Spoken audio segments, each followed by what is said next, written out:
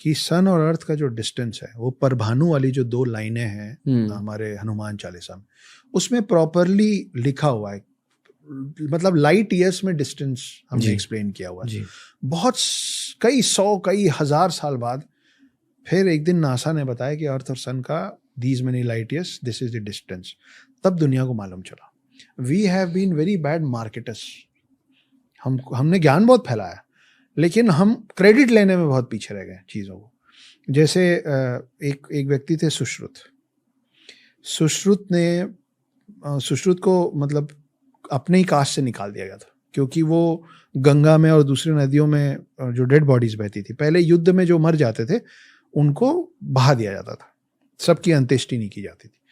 तो उनकी बॉडीज को निकाल के ये उनकी बॉडीज किसी एक बॉडी में मान लीजिए कान कट गया है और दोनों हैं तो डेड बॉडीज, दूसरे में कुछ और कट गया, तो इसका कान निकाल के उसको लगा देते थे। वो गंगा के दूसरे किनारे बैठ के ये सब करते थे, तो उनको बहुत ही अशुद्ध माना जाता था। उन्होंने ये सब करते करते जो भी सीखा वो डॉक्यूमेंट करना शुरू किया। उन्होंने डॉक्यूमेंट की 27 वॉल्यूम्स, उसको कहते हैं सुश्रुत संहिता। और ये मतलब ये सच में अभी भी एग्जिस्ट करती हैं, ऐसा नहीं कि हवाई बातें हो रही। वो सुश्रुत संहिता यहाँ से पर्शियन लैंग्वेज में कन्वर्ट हुआ और अरेबिक कंट्रीज गया, वहाँ से इंग्लिश में कन्वर्ट हुआ और यूएस यूके वेस्टर्न कंट्रीज पहुंचा, और वहाँ से it came back becoming plastic surgery to us. ये फादर ऑफ सर्जरी माने जाते हैं, फादर ऑफ सर्जरी सुश्रुत। तो we are the first plastic surgeons of the world.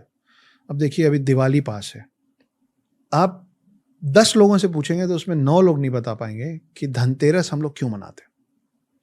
Dhanteras Dhanvantari के नाम पे मनाया जाता है। धनवंतरी को बोला जाता है first doctor of the world. तो सागर मंथन वाली कहानी में आप जाएंगे तो अमृत कलश लेके जो व्यक्ति निकला था वो धनवंतरी थे। He was a Demi God, half man half God. उन्होंने पूरी दुनिया और हम लोगों को मेडिसिन सिखाया। तो इसीलिए अभी तक फाइट चलता रहता है कि आयुर्वेदिक अच्छा है कि एलोपैथी अच्छा है कि कौन सा। अब आप ग्रेविटेशनल फोर्स पे आ जाइए। उसके पहले प्लैनेट्स पे चलते हैं।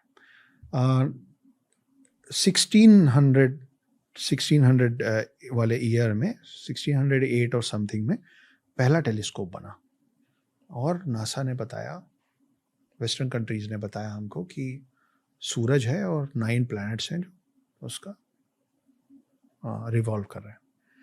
क्या आपको लगता है कि जिस दिन इन्होंने सूरज और 9 प्लैनेट्स बता के उसको सोलार सिस्टम बोला, उसके बाद हम लोगों ने सौरमंडल शब्द का इजाद किया? हम पहले से जानते थे। कैसे जानते थे? इसका प्रूफ यह है कि 16वीं शताब्दी के पहले से हम 9 ग्रहों की पूजा कर रहे हैं ना। 9 ग्रहों की पूजा 15वीं शताब्दी से या 14वीं शताब्दी से शुरू नहीं हुई। 668 सीई में एक व्यक्ति का देहांत हुआ, उनका नाम था ब्रह्मगुप्त। उन्होंने बहुत सारी किताबें लिखी थी उस समय। उन्होंने एक किताब में एक लाइन लिखी थी, उन्होंने लिखा था कि जैसे पानी का काम है बहना, वैसे ही धरती का काम है हर चीज को अपनी तरफ अट्रैक्ट करना। इस व्यक्ति की डेथ हुई 668 सीई में।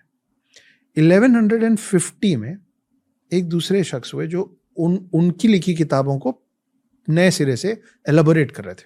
उनका नाम था भास्कर, भास्कर 2। उनके पिता थे, वो सेकंड थे, तो वो भास्कर 2 थे। उन्होंने जो किताबें लिखी हैं वो उस पे उन्होंने शब्द दिया है गुरुत्वाकर्षण। और ये मैं बात कर रहा हूँ 1150 एडी, 1150 सीई, हाँ एडी, एक ही बात है, मोर और लेस एक ही बात है। आजकल एक नया कंफ्यूजन चल रहा है। और ये जो gravitational force the theory of Newton बोला जाता है, ये हुआ है अराउंड 1600 में। तो वो जो मतलब हमने विमाना पुराण लिखा है, उस पे अब नासा सच में उसका प्रोटोटाइप तैयार कर रहा है, जिसमें फ्यूल में मर्क्यूरी यूज होता है। मर्क्यूरी का ये होता है कि जैसे उसको गर्म करते हैं तो वो लाइट होता जाता है। तो आप किसी चीज को लाइट करेंगे, बलून कैसे उड़ता है? हीलियम गर्म होता है तो लाइट होता है, तो ऊपर चला जाता है। हमको आप सोचिए ना कि कैसे कोई विमान पुराण लिखेगा। कोई ऐसा शख्स विमान पुराण लिख सकता है लॉजिकली, जिसको गुरुत्वाकर्षण ग्रेविटेशनल फोर्स की समझ ना हो, इम्पॉसिबल। तो हम विमान पुराण लिख चुके थे, हम ग्रेविटेशनल फोर्स 668 में बोलने वाला वो आदमी मर गया।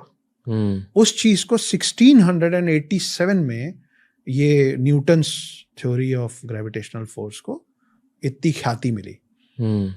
आप 668 और 1687 जोड़ेंगे ना तो 1000 साल से भी ज्यादा होता है। तो we have been very very scientific to all the approaches. Thanks for watching. Do like, share, and subscribe.